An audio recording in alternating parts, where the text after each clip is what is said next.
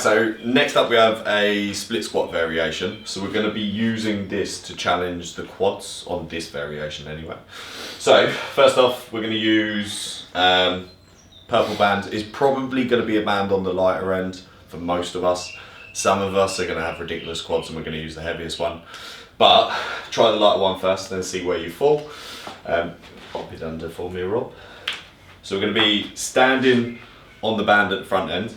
We're going to be making a bit of a mental note of how far down the band we're holding, because the closer we get to that center point, the more resistance we're going to be applying to ourselves as we push up.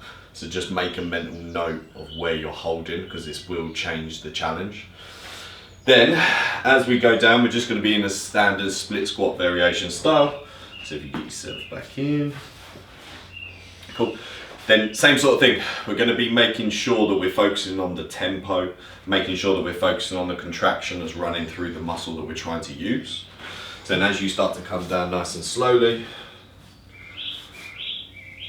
you'll see the line of force from this, which is going to be the purple band, sits about mid-thigh. So we're presenting a big challenge to the knee, which means the quad's working very, very hard.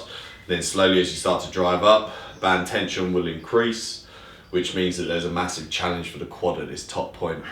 So as you come down, try and make sure you don't end up resting on the floor with the back knee. You want to try and make sure that the tension is still staying on that muscle. Coming to another rep for us. So the tension's always staying applied. We're making sure that this muscle is contracting and working the entire way. Nice and smoothly back up. And then again, if we need to increase the challenge from there, if you hold a little bit lower down the handles, we can do so. So obviously Rob is mightily strong, so this is nothing for him.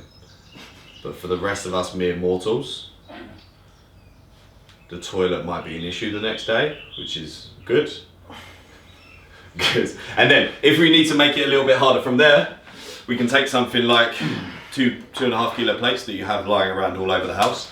But anything that you can find that you can use as a bit of a heel wedge, we can take this, we can pop this down, get it on the back of your foot so it's pushed into your heel. What this is going to do is it's going to drive the fib and tib down the bottom here, so it's going to drive this shin portion forwards. So as you come down into that split squat variation again, the shin's going to drive further forwards, which means the moment arm's going to be bigger from this line of force that the band's providing to the knee here. We're going to have a greater distance from those two things, which means there's even more challenge on the quad. So as we drive back up again, it's kind of our way of making it a little bit more advanced.